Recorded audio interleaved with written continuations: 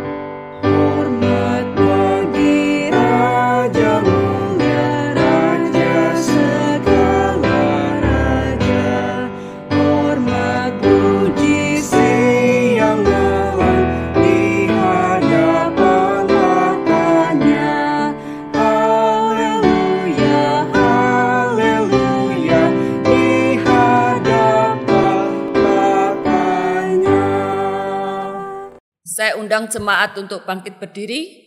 Kita akan masuk di dalam doa syafaat.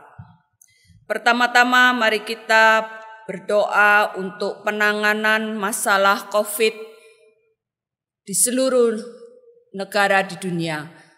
Khususnya di Indonesia, kita tahu masih begitu banyak sekali pandemi ini terjadi di negara-negara, di beberapa negara-negara. Dan kita juga berdoa untuk tenaga para medis yang harus bekerja untuk merawat para penderita. Kita berdoa juga untuk upaya penemuan vaksin.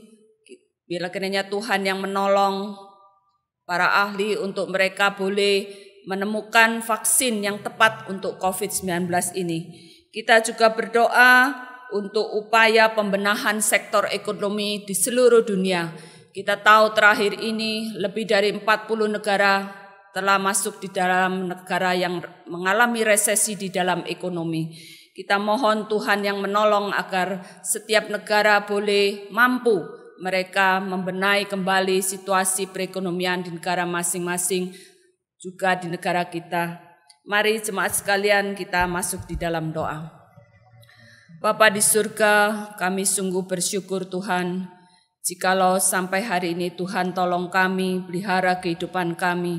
Tuhan izinkan kami hari ini boleh mengikuti ibadah walaupun masih secara online di rumah masing-masing. Tuhan, kami mengucap syukur untuk kasih setia dan pemeliharaan Tuhan di dalam kehidupan kami. Terima kasih ya Bapa, terima kasih. Saat ini kami mohon ampun untuk segala dosa dan kesalahan kami. Jikalau di dalam kehidupan kami sebagai anak-anak Tuhan, kami masih seringkali mendukakan hati-Mu ya Bapa. Ampunilah kami ya Bapa, supaya kami terus makin hari mau terus dibentuk mau terus diperbarui menjadi lebih berkenan di hadapan Tuhan dan serupa dengan Tuhan.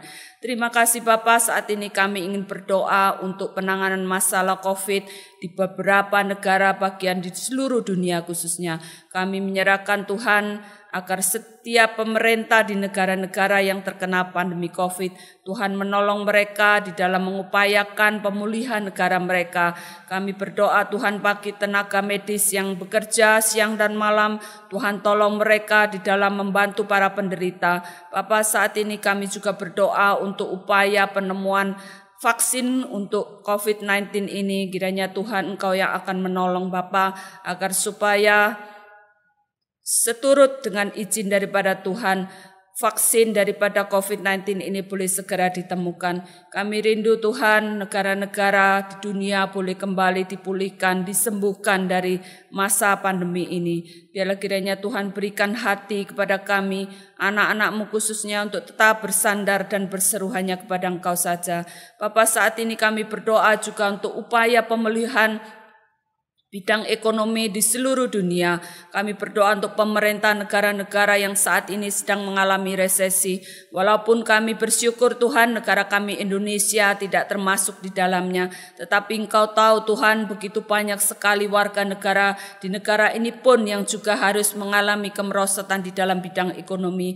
Ya Tuhan, kami sungguh hanya ingin berserah akan pertolongan Tuhan saja. Mohon belas kasihan Tuhan yang akan menolong Tuhan para pemimpin negara-negara untuk mengatasi situasi perekonomian di negara mereka masing-masing.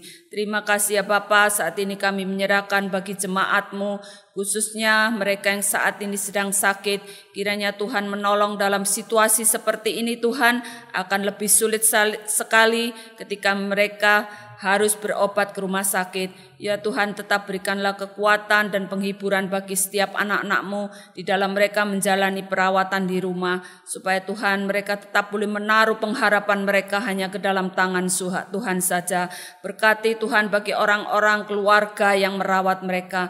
Tuhan, tambahkan kasih, tambahkan kesabaran buat mereka dalam merawat saudara kami yang sakit. Bapa, pakailah kami sebagai saudara seiman di dalam rumah Tuhan, di dalam gereja-gereja-Mu, untuk boleh Tuhan berperan serta mendoakan saudara-saudara kami yang sedang sakit saat ini. Terima kasih ya Bapa, terima kasih. Di dalam nama Tuhan kami Yesus Kristus kami naikkan doa syukur kami. Amin. Dengan tetap berdiri, jemaat sekalian, mari kita akan bersama-sama mengikrarkan pengakuan iman rasuli.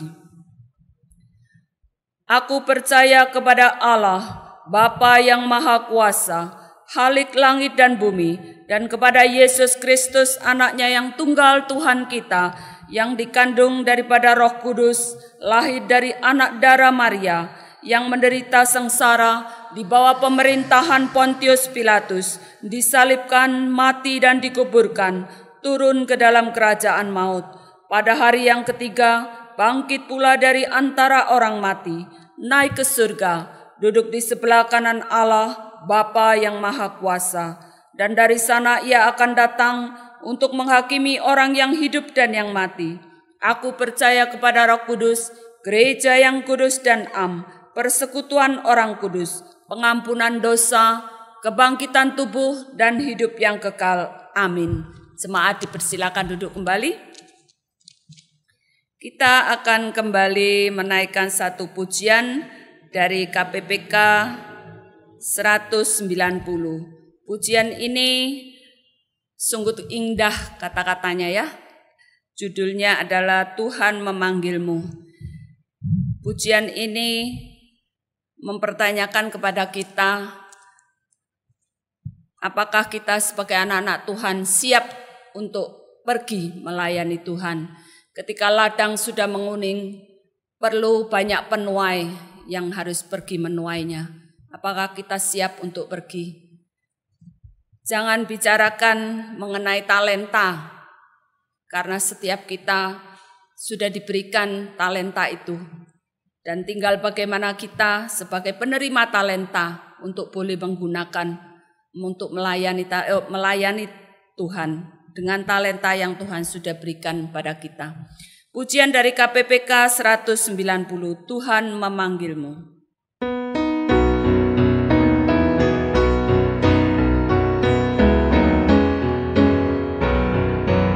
Tuhan Yesus memanggil, adakah yang mau kerja? Ladang yang sudah menguning, siapa yang menuainya? Tuhan berseru padamu, anugerahnya besarlah. Adakah yang rela jawab, ku di sini utuslah. Meski tak lintas lautan atau ke tempat yang jauh, namun kau dapat bersaksi menghibur yang terluka. Meskipun engkau tak mampu, tetap kau setialah. Sembahkan korban hidupmu untuk memperkenankannya.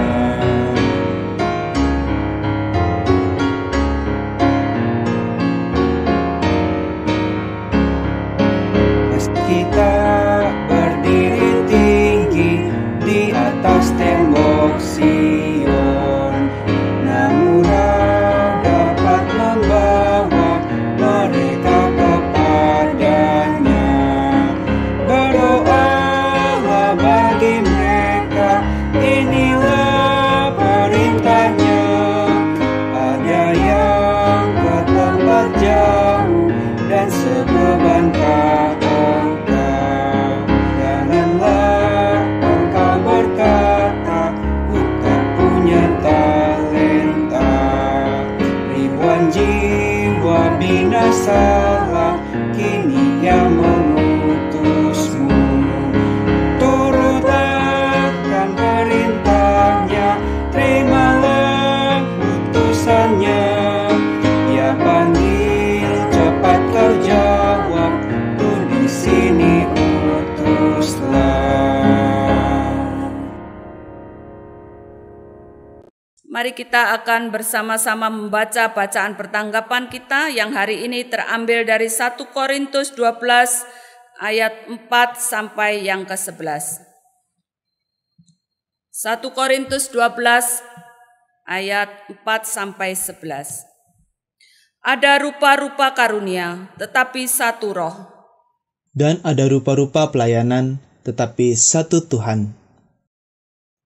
Dan ada berbagai-bagai perbuatan ajaib, tetapi Allah adalah satu yang mengerjakan semuanya di dalam semua orang.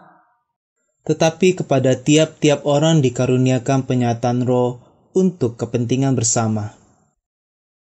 Sebab kepada yang seorang roh memberikan karunia untuk berkata-kata dengan hikmat, dan kepada yang lain roh yang sama memberikan karunia berkata-kata dengan pengetahuan.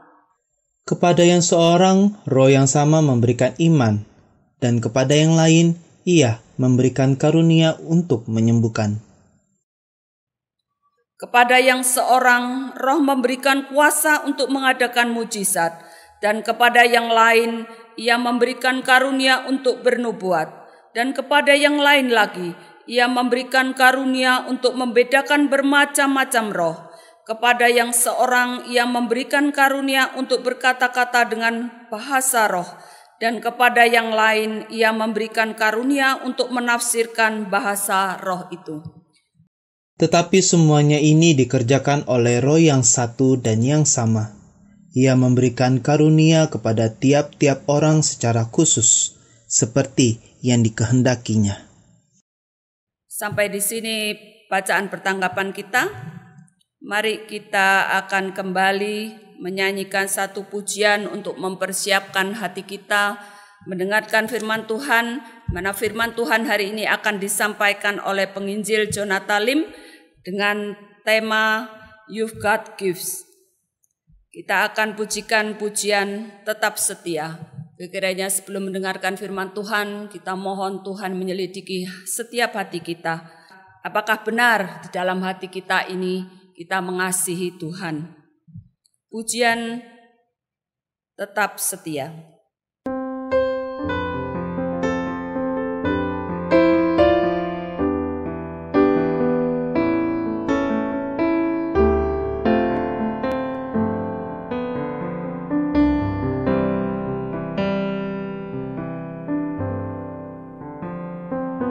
Selidiki aku,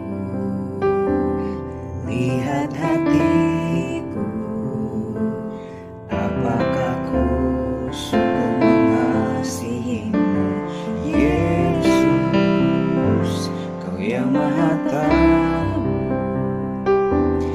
dan menilai hidupku, tak ada yang tersembunyi bagimu. Selidiki aku, lihat hatiku, apakah ku sungguh mengasihimu, Yesus, Kau yang Maha Tahu dan menilai hidupku, tak ada yang tersembunyi bagimu. Telah kulihat kebaikan-Mu yang tak pernah habis di hidupku.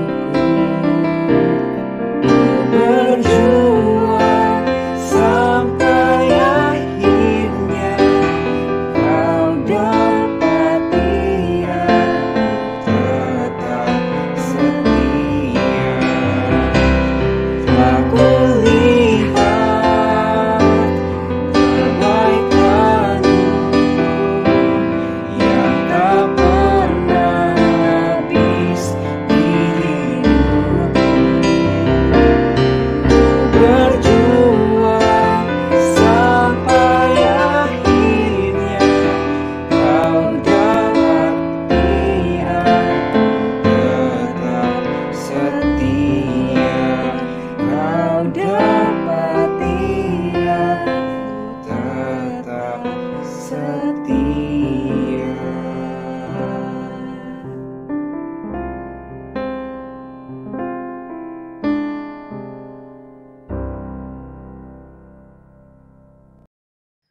Shalom jemaat yang terkasih di dalam Tuhan, bersyukur jikalau kita boleh bersama-sama berkumpul kembali di tengah segala kondisi yang kita sedang alami, tetapi kita boleh mendengarkan firman Tuhan yang hari ini kita akan membahas sebuah tema berjudulkan You've Got Gift. Nah, kita akan sama-sama berdoa terlebih dahulu untuk memulai perenungan firman Tuhan kita. Mari kita berdoa.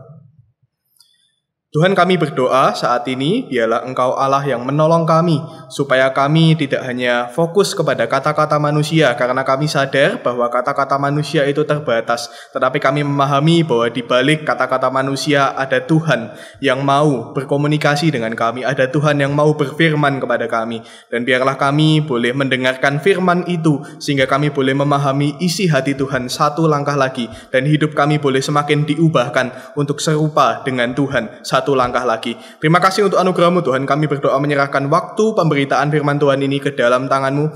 Di dalam nama Tuhan Yesus Kristus, Allah kami yang hidup, kami berdoa. Amin.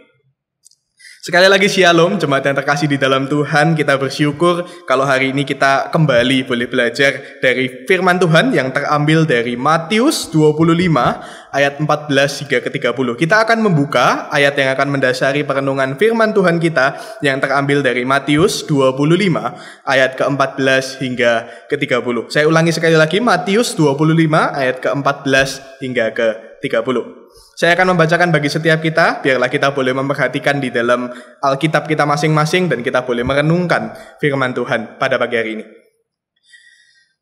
Demikianlah firman Tuhan, sebab hal kerajaan surga sama seperti seorang yang mau bepergian ke luar negeri, yang memanggil hamba-hambanya dan mempercayakan hartanya kepada mereka.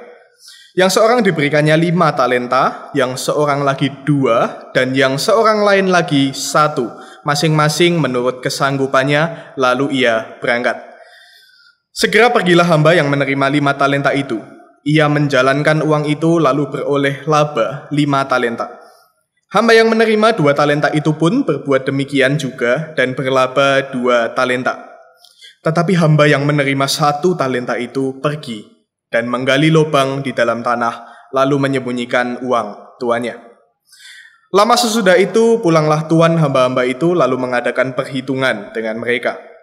Hamba yang menerima 5 talenta itu datang dan ia membawa laba 5 talenta, katanya, "Tuan, 5 talenta Tuan percayakan kepadaku, lihat, aku telah beroleh laba 5 talenta." Maka kata tuannya itu kepadanya, "Baik sekali perbuatanmu itu, hai hambaku yang baik dan setia. Engkau telah setia dalam perkara kecil. Aku akan memberikan kepadamu tanggung jawab dalam perkara yang besar. Masuklah dan turutlah dalam kebahagiaan tuanmu." Lalu datanglah hamba yang menerima 2 talenta itu, katanya, "Tuan, 2 talenta Tuan percayakan kepadaku. Lihat, aku telah beroleh laba 2 talenta." Maka kata tuannya itu kepadanya, "Baik sekali perbuatanmu itu, hai hambaku yang baik dan setia. Engkau telah setia memikul tanggung jawab dalam perkara yang kecil. Aku akan memberikan kepadamu tanggung jawab dalam perkara yang besar. Masuklah dan turutlah dalam kebahagiaan Tuanmu." Kini datanglah juga hamba yang menerima 1 talenta itu dan berkata, "Tuan, aku tahu bahwa Tuan adalah manusia yang kejam, yang menuai di tempat di mana Tuan tidak menabur, dan yang memungut dari tempat di mana Tuan tidak menanam. Karena itu aku takut dan pergi menyembunyikan talenta Tuan itu dalam tanah. Ini, terimalah kepunyaan Tuan." Maka jawab tuannya itu, "Hai kamu, hamba yang jahat dan malas. Jadi kamu sudah tahu bahwa aku menuai di tempat di mana aku tidak menabur dan memungut dari tempat di mana aku tidak menanam? Karena itu sudahlah, seharusnya uangku itu kau berikan kepada orang yang menjalankan uang, supaya sekembaliku aku menerimanya, serta dengan bunganya. Sebab itu ambillah talenta itu daripadanya dan berikanlah kepada orang yang mempunyai 10 talenta itu. Karena setiap orang yang mempunyai, kepadanya akan diberi, sehingga ia berkelimpahan. Tetapi siapa yang tidak mempunyai, apapun juga yang ada padanya akan diambil daripadanya. Dan campakkanlah hamba yang tidak berguna itu ke dalam kegelapan yang paling gelap. Di sanalah akan terdapat ratap dan kertak gigi." Demikian jauh pembacaan firman Tuhan. Berbahagialah setiap kita yang membacanya, merenungkan, terkhusus juga melakukan di dalam kehidupan kita. Saudara, izinkan saya boleh bertanya untuk memulai perenungan kita pada hari ini. Jikalau kita berpikir tentang seorang hamba Tuhan yang baik, kira-kira apa yang kita pikirkan sebagai ciri-cirinya? Saya coba membayangkan apa yang sedang dipikirkan oleh saudara-saudara. Mungkin ada di antara kita berkata, "Oh, berintegritas. Seorang hamba Tuhan yang baik adalah hamba Tuhan yang berintegritas." Tentu saja saya setuju. Khotbahnya bagus dan menginspirasi. Saya juga setuju tersebut bahwa hamba Tuhan yang baik, khotbahnya bisa baik dan menginspirasi. Oke, apalagi cinta Tuhan. Wah, ini tidak boleh tidak, saudara. Jadi semua hamba Tuhan seharusnya cinta akan Tuhan. Berelasi baik dengan jemaat. Saya juga setuju bahwa setiap kita harus untuk berelasi baik dengan jemaat untuk setiap hamba-hamba Tuhan. Nah, saudara, kalau kita membayangkan hamba Tuhan yang baik, kita coba berpikir, jikalau misalnya kita ada di dalam satu skenario, satu cerita di mana kita memilih hamba Tuhan, ada 2 hamba Tuhan yang akan mendaftar melayani di gereja tempat kita berada. Ada 2 hamba Tuhan yang mendaftar. Kita coba berpikir yang mana yang baik yang akan kita pilih. Saudara, hamba Tuhan yang pertama ketika dia diwawancarai, dia berkata, "Saya akan melakukan segala pelayanan, dan di dalam gereja ini semua pelayanan akan saya kerjakan. Saya akan sangat aktif di dalam setiap komisi dan departemen, bahkan pelayanan-pelayanan lepas maupun segala kegiatan di dalam gereja ini saya akan terima dan lakukan semuanya. Saya akan melakukan semua pelayanan di gereja ini, dan bahkan saya itu kalau bisa jemaat tinggal menikmati gereja, tidak usah melayani. Saya akan melayani semua hal di dalam gereja ini. Jadi jemaat tidak usah melayani, jemaat tidak perlu susah-susah di dalam pelayanan, tetapi boleh menikmati gereja dan sedikit mungkin terbebani di dalam pelayanan." Ini hamba Tuhan yang pertama. Lalu datanglah hamba Tuhan yang kedua. Lalu hamba Tuhan ini kedua ketika ditanya tentang visi pelayanan, dia mengatakan kira-kira seperti ini. "Saya akan terlibat di dalam komisi dan departemen yang dipercayakan kepada saya. Tetapi saya juga akan membatasi pelayanan di dalam gereja ini, dan saya akan lebih fokus untuk membimbing jemaat lebih aktif untuk melayani. Jadi saya akan memberikan ruang lebih banyak bagi jemaat untuk aktif melayani di dalam kegiatan komisi dan departemen. Tapi saya akan terlibat di dalam pelayanannya. Jemaat sekalian, jikalau kita melihat dua hamba Tuhan seperti ini yang mendaftar di gereja kita, bayangkan saja jikalau kita menjadi majelis atau orang yang bertanggung jawab untuk menerima hamba Tuhan yang mendaftar di gereja kita. Kira-kira dari hamba Tuhan pertama dan hamba Tuhan yang kedua, yang mana yang akan kita pilih? Hamba Tuhan yang pertama yang akan berjanji akan melakukan semuanya pelayanan di gereja, sehingga jemaat akan menjadi orang-orang yang menikmati gereja dan sedikit mungkin terbebani di dalam pelayanan. Atau hamba Tuhan yang kedua yang akan berjanji lebih fokus membimbing jemaat melayani. Jadi akan membimbing jemaat lebih aktif di dalam pelayanan dan memberikan ruang bagi jemaat untuk lebih banyak melayani. Kira-kira yang mana yang akan kita pilih? Saudara, saya rasa wajar jikalau banyak di antara kita yang akhirnya memilih hamba Tuhan yang pertama, yaitu hamba Tuhan yang dari awal diterima sudah berkomitmen untuk melayani sebanyak-banyaknya di dalam gereja, mau sesibuk-sibuknya melayani di dalam gereja, di dalam setiap komisi dan departemen mau aktif. Dan saya melihat juga gereja-gereja saat ini banyak yang mendambakan hamba Tuhan itu seperti Superman. Ketika datang di sebuah gereja, hamba Tuhan ini bisa melakukan segala kegiatan di dalamnya, bisa menyelamatkan gereja dan membuat gereja itu tidak perlu untuk banyak-banyak pelayanan, tetapi hamba Tuhannya sudah bisa mengcover semuanya, menyelesaikan semuanya sendirian. Saya rasa dari sisi hamba Tuhan juga berpikir, ya tentu setiap kita juga mau untuk dipandang baik oleh jemaat, sehingga tidak sedikit hamba Tuhan yang juga berusaha mati-matian untuk terlihat mampu melayani di banyak bidang dalam gereja. Saya dulu waktu muda pernah berpikir, mengapa nggak ada gereja yang 4D, 4D. Datang, duduk, dengar, dadah, begitu. Jadi datang, duduk, mendengarkan firman, dadah, sudah pulang, selesai. Tidak perlu pelayanan, tidak perlu jemaat direpotkan dengan segala kesulitan di dalam gereja. Biarlah hamba-hamba Tuhan yang menyelesaikannya. Saya pernah dulu waktu muda berpikir demikian. Saudara, saya rasa kriteria hamba Tuhan yang baik itu harus suka melayani dan mampu melakukan banyak pelayanan. Saya percaya itu tidak salah. Saya percaya hamba Tuhan seharusnya juga terlibat di dalam pelayanan.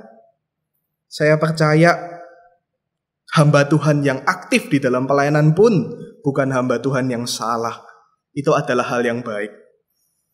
Tidak dipungkiri hamba Tuhan yang justru malas untuk melayani, justru hamba Tuhan yang tidak mau terlibat melayani, kita dapat meragukan integritasnya. Apakah hamba Tuhan itu sungguh-sungguh mau melayani Tuhan? Namun demikian saudara, kita perlu waspada bahwa budaya menjadikan hamba Tuhan itu seperti Superman ternyata membuat gereja berada di dalam bahaya. Saudara, bahaya apakah itu?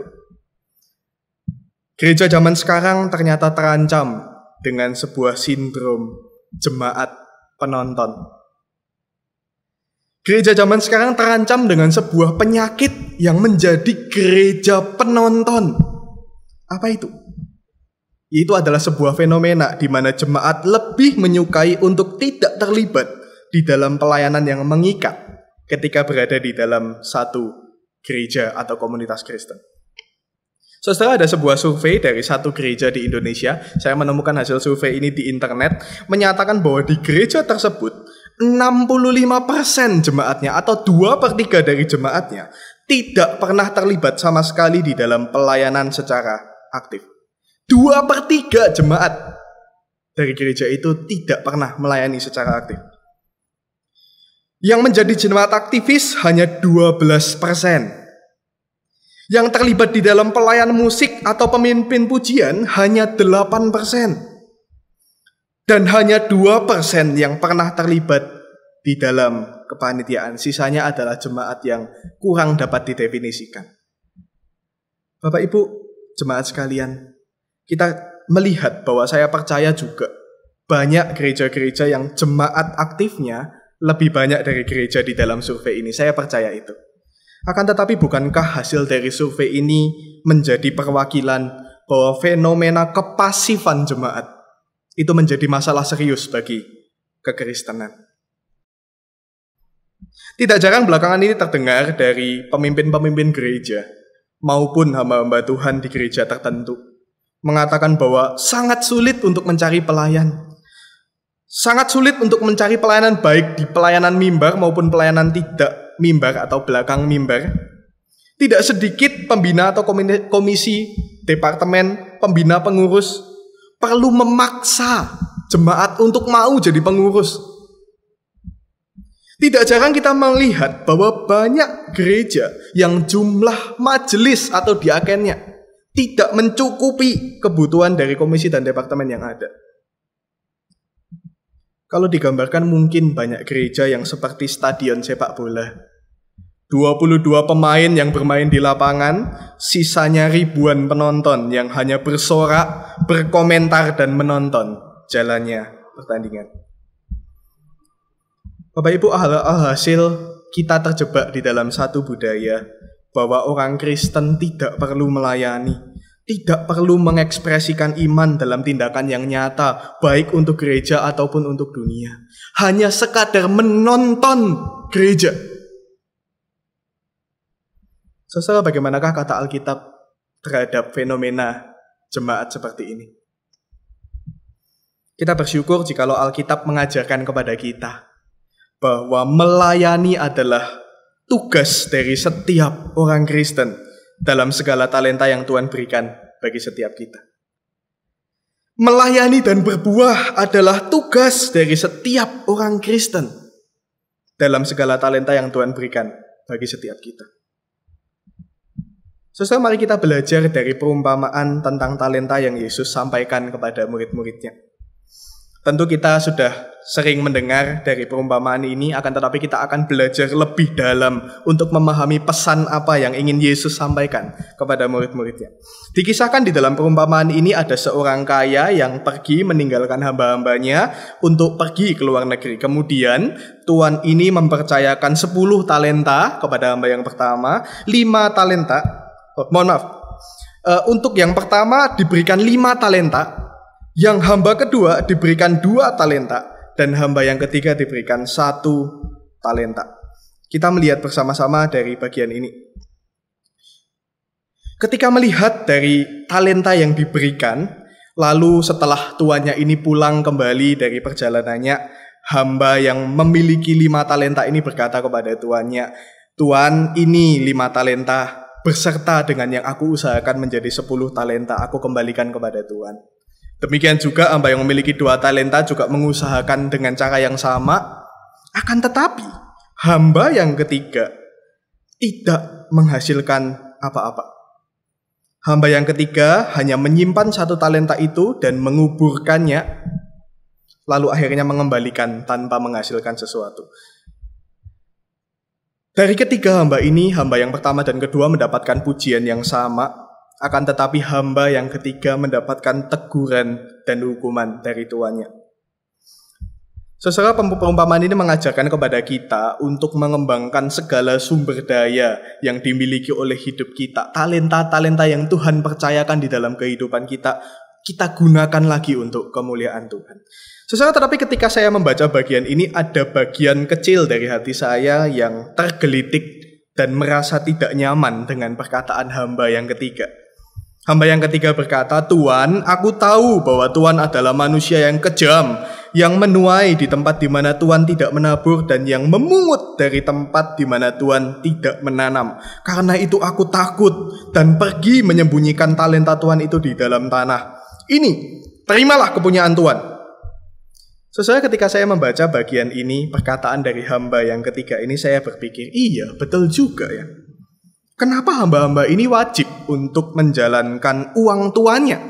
Bukankah tuannya hanya menitipkan talenta kepada mereka? Bukankah tuan ini meminta mereka untuk menjaga talentanya? Dan yang dilakukan oleh hamba-hamba ini sudah baik. Hamba yang ketiga pun sudah menjaga dengan baik talenta tuannya itu dan dikembalikan utuh, tidak kurang satu apapun. Saya membayangkan saja jikalau misal hamba pertama dan hamba kedua ini justru menjalankan uang tuannya dan ternyata mendapatkan kerugian sehingga uang tuannya berkurang. Bukankah itu sesuatu hal yang justru beresiko? Bukankah hamba yang ketiga ini justru baik ketika dia menyimpan uangnya dengan baik dan dia mengembalikan dengan utuh kepada tuannya? Tapi kenapa hamba yang ketiga ini justru dihukum? Kenapa hamba yang ketiga ini justru dihukum? Karena ketika membaca alasan hamba yang ketiga ini, saya juga jadi terpikir, saya mulai curiga dengan tuannya. Iya, jangan-jangan sang tuannya ini adalah orang yang mengeksploitasi hamba-hambanya, yang memanfaatkan hamba-hambanya untuk mencari keuntungan lebih. Jangan-jangan tuan ini memaksa hamba-hambanya untuk bekerja mendapatkan uang dengan cara yang tidak baik. Ketika sang tuan ini memaksa mereka untuk menghasilkan uang bagi dia, saya mulai curiga, apakah sang tuan ini jangan-jangan Tuhan yang jahat? Jangan-jangan Tuhan ini saking jahatnya, dia memeras hamba-hambanya, memaksa mereka untuk bekerja. Mungkin kalau saya hadir di tempat itu ketika saya pertama kali membaca bagian ini, saya mungkin akan ketika saya mendengarkan alasan hamba yang ketiga, saya akan menegur Tuhan itu, mengatakan, "Hai Tuhan yang jahat, engkau memaksa hamba-hambamu untuk bekerja untuk keuntungan dirimu sendiri. Siapa engkau?" Mungkin kalau saya ada di tempat itu, mungkin saya akan berkata demikian. Saudara, tetapi ketika saya membaca bagian ini lebih dalam, bagian perikop perumpamaan tentang talenta ini saya pelajari lebih dalam. Ternyata saya salah. Ternyata saya salah.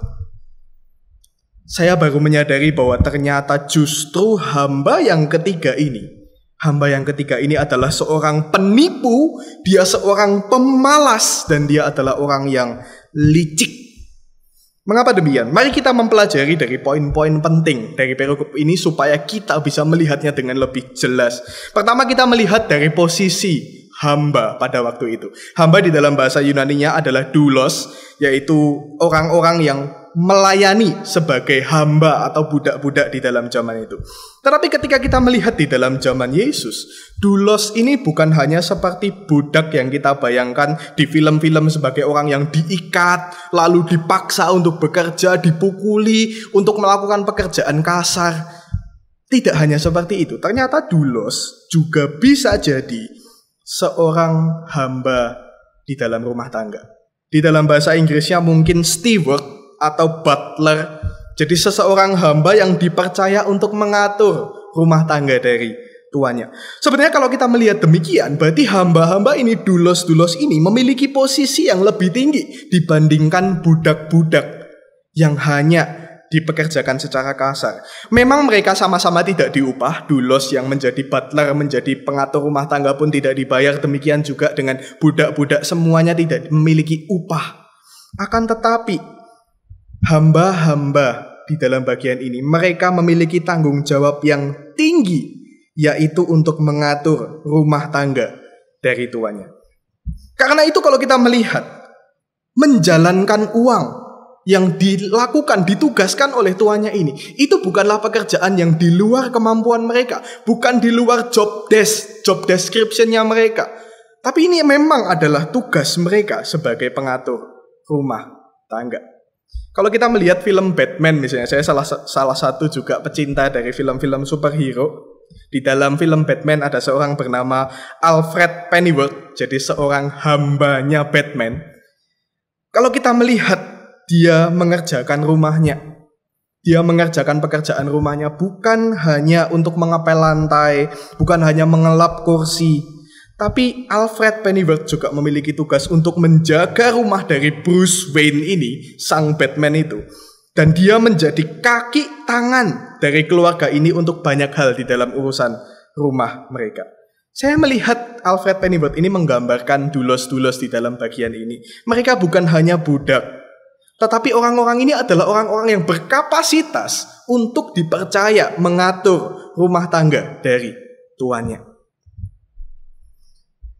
Lalu kita melihat bagaimana dengan sang tuan.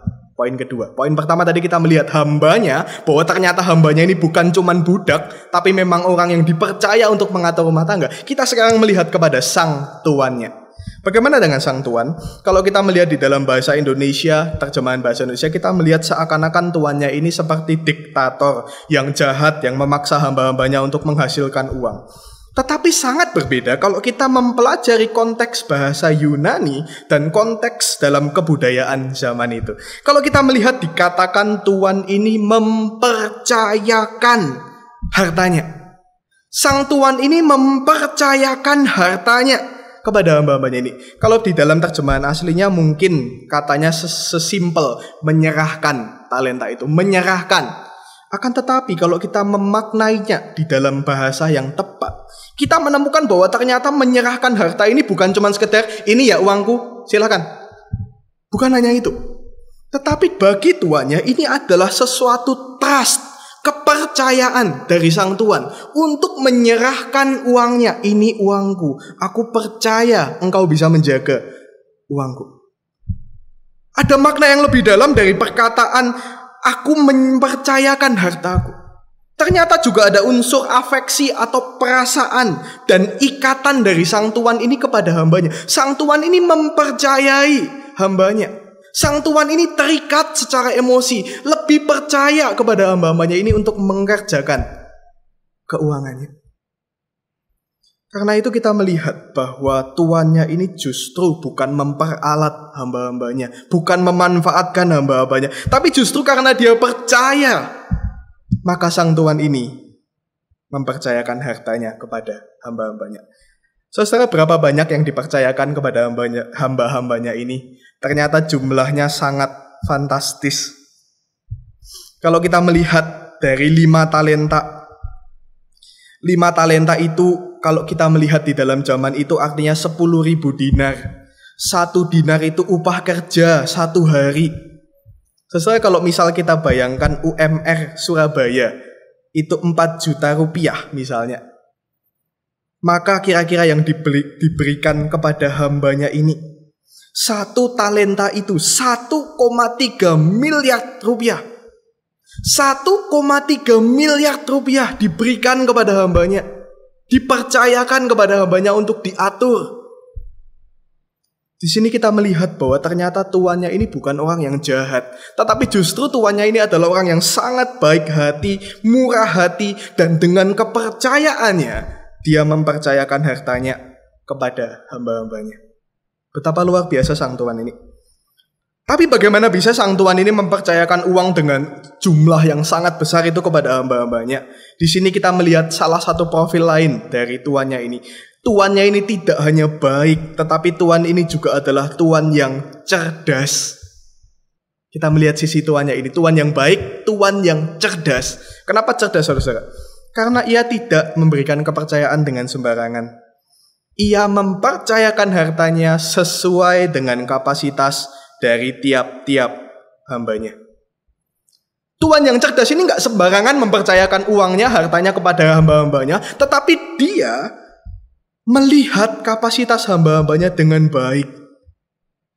Dia cukup cerdas untuk memberikan tiap hamba tanggung jawab yang tepat sesuai dengan kemampuan dari sang hamba-hambanya.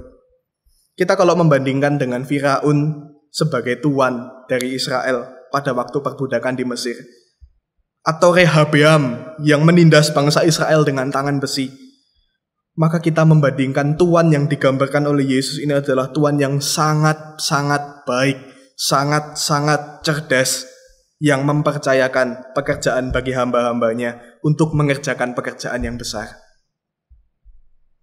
Kita melihat poin yang ketiga. Poin pertama kita melihat dari hambanya. Poin kedua kita melihat dari sisi tuannya. Kita melihat dari tugas tanggung jawab yang diberikan. Saudara, meskipun hamba-hambanya ini punya tanggung jawab lebih daripada budak, saya katakan tadi itu adalah doulos. Doulos itu bukan hanya budak, tetapi hamba rumah tangga.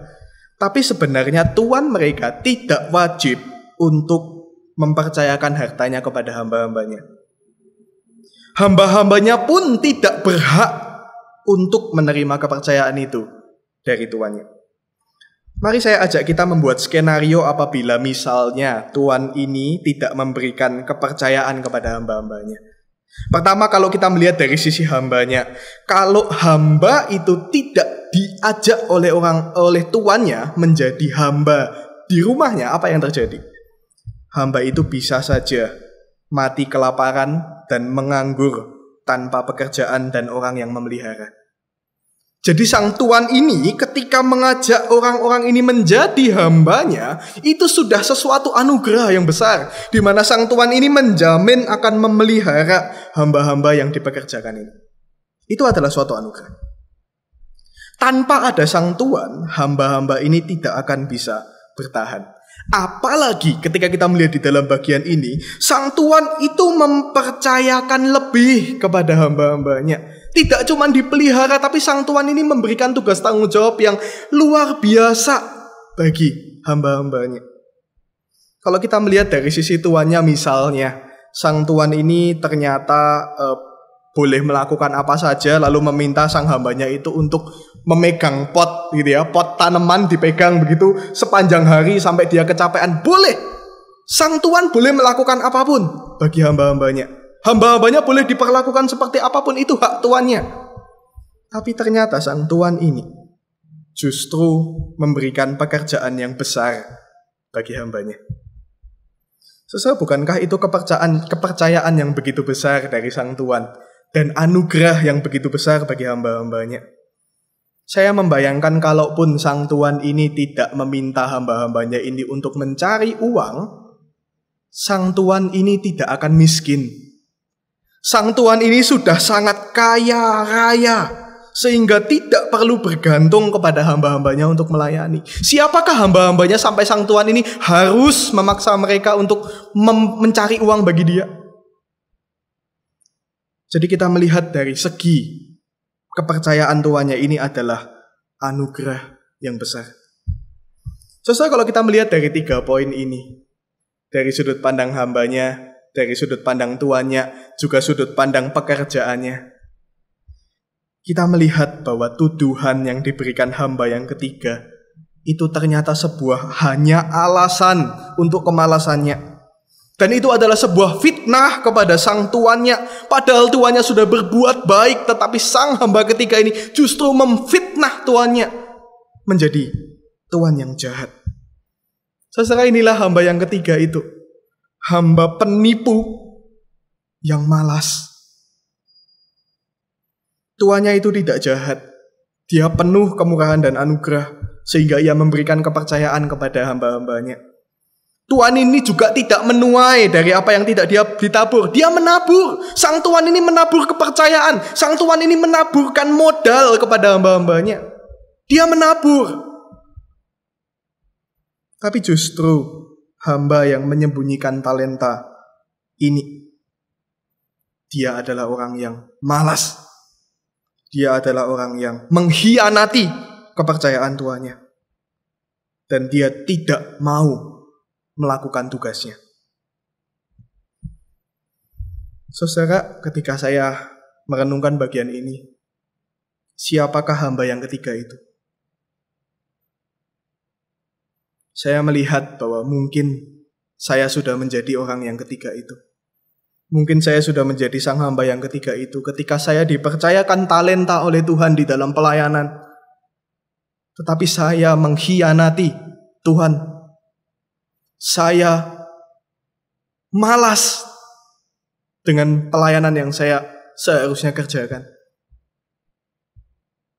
Saya justru mengkhianati kebaikan dari Tuhan yang memberikan kepercayaan itu, modal itu, talenta itu kepada saya.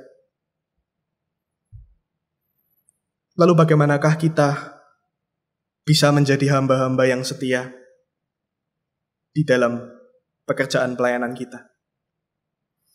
Saya melihat bahwa pertama, kita perlu menyadari identitas dan tanggung jawab kita. Seperti hamba yang pertama dan hamba yang kedua, ketika mereka diberikan talenta sesuai dengan kemampuan mereka, mereka menyadari identitas mereka. Mereka adalah hamba yang mendapatkan anugerah dari tuannya, yang sudah dipelihara oleh tuannya, dan seharusnya membaktikan diri sepenuh hidup mereka untuk Tuhan mereka. Apakah kita sadar akan identitas kita sebagai hamba-hamba Tuhan? Apakah kita menyadari identitas kita sebagai anak-anak Tuhan? Yang kedua, kita perlu menyadari anugerah Tuhan. Seringkali kita merasa kita tidak punya talenta. Apakah benar seperti demikian, saudara-saudara? Setiap dari kita telah menerima anugerah dari Tuhan. Setiap kita juga dipercayakan talenta. Dan talenta itu jumlahnya tidak kecil. Bahkan 1 talenta pun itu jumlah yang sangat besar yang Tuhan berikan kepada kita. Apakah kita menghargai anugerah Tuhan itu? Mungkin kita diberikan mulut untuk tersenyum, sehingga Tuhan memberikan kepada kita kesempatan untuk menjadi penyambut jemaat. Mungkin Tuhan memberikan kita jari yang kecil sekalipun. Tetapi Tuhan bisa pakai jari-jari kita untuk melakukan chat kepada rekan-rekan kita, untuk memberi mereka semangat, memberi mereka penguatan di dalam iman. Saudara, apakah kita menyadari anugerah Tuhan yang seperti ini? Yang ketiga, kita perlu mengembangkan talenta kita. Kita perlu mengembangkan talenta yang Tuhan berikan. Kita tidak hanya menimbunnya, membuat hidup kita stagnan segitu-segitu aja.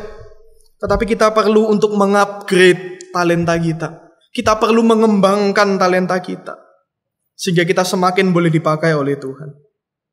Dan yang terakhir, keempat, kita perlu mengatasi tantangan pelayanan. Biarlah kita boleh mengatasi segala tantangan pelayanan. Kalau kita sakit hati, kesulitan mencari waktu, kesulitan memanage tenaga, mengatur tenaga kita, marilah kita meminta hikmat dari Tuhan untuk kita bisa mengatasi tantangan-tantangan pelayanan kita.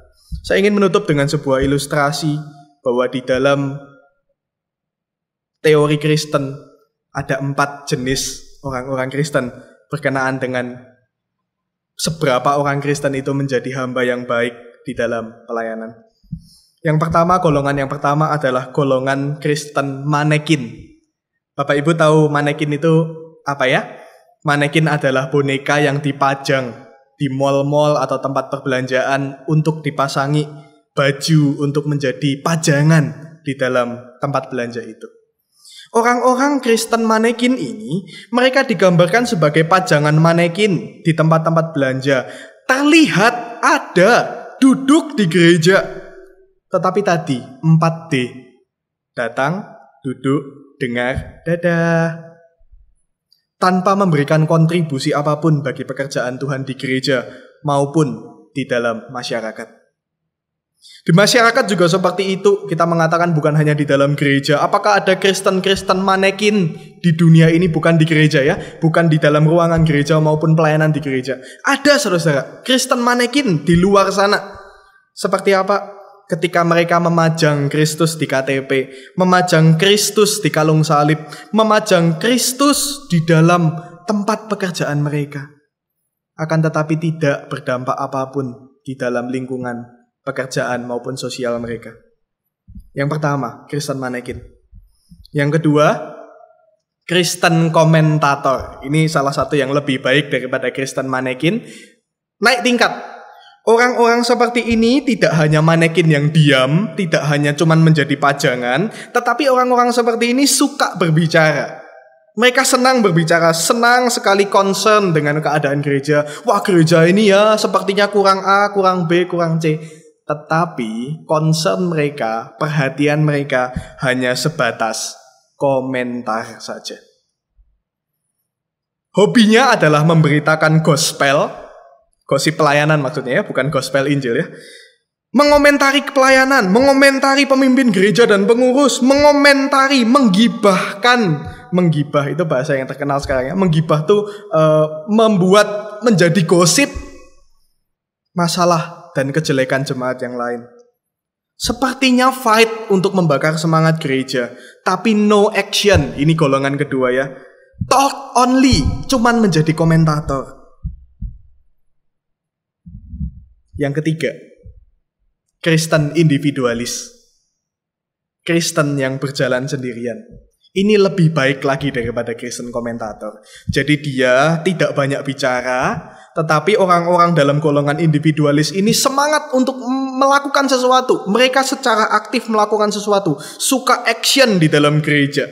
Pelayanannya pun kelihatan. Dampaknya pun kelihatan. Ini sudah jauh lebih baik dibandingkan dua sebelumnya. Tetapi golongan ini seringkali bekerja sendirian. Orang-orang di dalam golongan ini tidak mau berbicara kepada orang lain, tidak terlalu peduli terhadap orang lain, tidak mengajak orang-orang lain, jemaat lain untuk bekerja bagi Kristus. Tidak menginspirasi orang untuk bersama-sama menjadi murid Yesus, hamba-hamba Tuhan yang setia. Dia cukup kerja sendirian, yang penting dia sudah melakukan tugasnya dan menjadi orang Kristen yang baik. Apakah golongan ini, golongan yang ketiga ini baik? Cukup baik, tetapi kurang lengkap atau tidak sempurna. Inilah golongan keempat yang seharusnya menjadi golongan orang Kristen yang sejati. Golongan Kristen murid Yesus.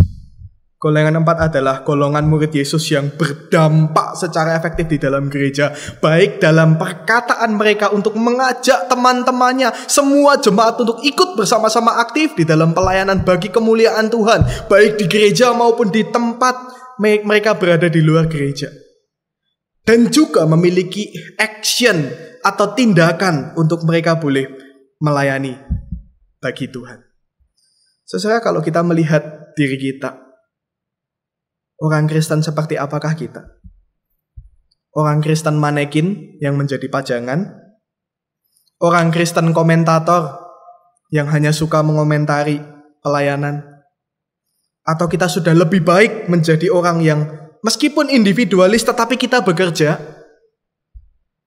Atau kita sudah benar-benar menjadi murid Yesus yang setia di dalam pelayanan dan menginspirasi orang-orang di sekitar kita untuk melayani Tuhan? Marilah kita berdoa supaya kita boleh menjadi murid Yesus yang setia, hamba-hambanya yang mengembangkan talenta di dalam pelayanan, di dalam setiap talenta yang kita miliki. Mari kita mengambil waktu buat berdoa. Tuhan, kami berterima kasih jikalau firman-Mu hari ini mengingatkan kami bahwa kami telah diberikan anugerah oleh Tuhan. Bukan karena gagah dan kuat kami, bukan karena kehebatan kami, tetapi karena Tuhan yang sudah beranugerah kepada kami. Kami berdoa juga Tuhan, supaya kami boleh menyadari talenta yang Tuhan berikan. Supaya kami sadar bahwa kami ini adalah hamba-hamba-Mu, kami ini adalah anak-anak-Mu, yang siap untuk berdampak bagi dunia, berdampak bagi gereja. Tuhan boleh tuntun kami di dalam segala kesulitan kami untuk memulai pelayanan, untuk dengan setia melanjutkan pelayanan. Supaya kami Tuhan boleh terus menjadi hamba-hamba-Mu yang setia menghadapi segala tantangan pelayanan yang ada. Kami berdoa buat setiap kami yang masih bergumul dengan pelayanan-pelayanan tertentu. Biarlah Tuhan berikan hikmat untuk kami boleh mengambil pelayanan sesuai dengan isi hati Tuhan, sesuai dengan apa yang Tuhan mau untuk kami kerjakan. Kami berdoa menyerahkan ke dalam tangan-Mu Tuhan, supaya firman Tuhan pada hari ini boleh sungguh-sungguh mengena di dalam hati kami, dan boleh mengubahkan kehidupan kami. Kami menyerahkan ke dalam tangan-Mu Tuhan, Roh Kudus-Mu yang menolong kami. Di dalam nama Tuhan Yesus Kristus, Allah kami yang hidup, kami serahkan kehidupan kami. Amin. Terima kasih kepada penginjil Jonathan Lim yang sudah menyampaikan firman Tuhan buat kita hari ini. Untuk meresponi firman Tuhan, mari kita akan menyanyikan satu pujian dari KPPK 351 sambil kita mengiringi kita memberikan persembahan. Pujian ini mengatakan, pakailah hidupku ini Tuhan. Mari kita memberikan yang terbaik, bukan hanya harta kita, tetapi hidup kita untuk melayani Tuhan. Nats pengantar kita hari ini terambil dari 1 Tawarik 29 ayat 17a. Aku tahu ya Allahku bahwa Engkau adalah penguji hati dan berkenan kepada keikhlasan. Maka aku pun mempersembahkan semuanya itu dengan sukarela dan tulus ikhlas. Jemaat bisa mempersembahkan melalui QR Code atau dengan mentransfer langsung ke rekening BCA Gereja. KPPK 351, pakai hidupku ini.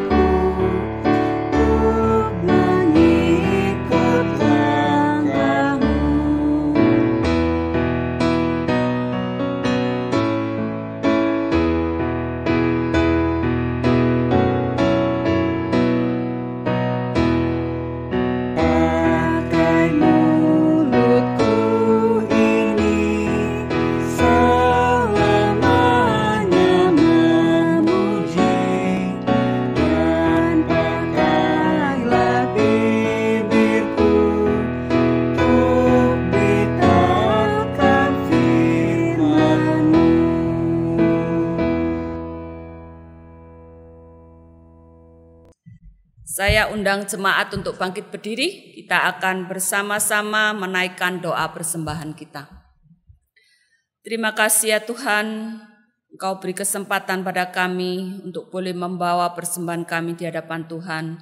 Ketika kami boleh memberikan persembahan, biar kiranya itu mengingatkan kami betapa baiknya Engkau, betapa pemurahnya Engkau di dalam kehidupan kami.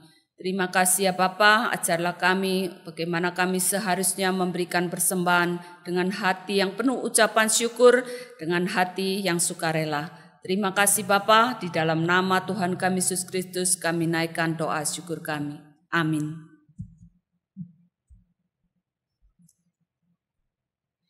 Kita akan mengakhiri ibadah kita hari ini.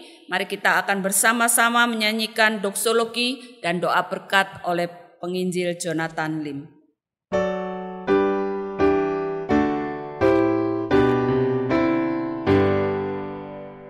Puji Allah Bapa Putra, puji Allah Roh Kudus, ketiganya yang esa.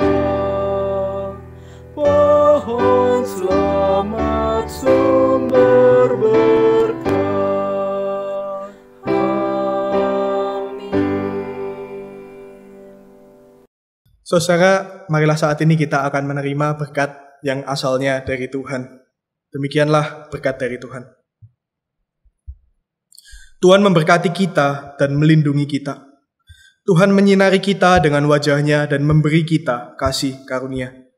Tuhan menghadapkan wajah-Nya kepada kita dan memberi kita damai sejahtera. Amin.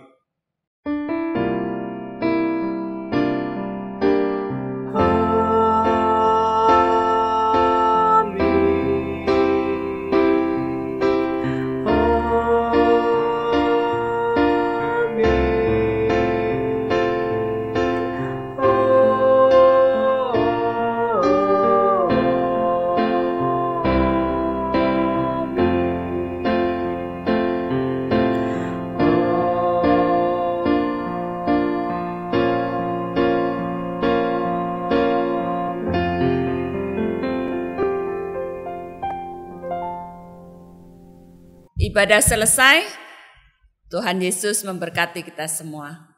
Amin.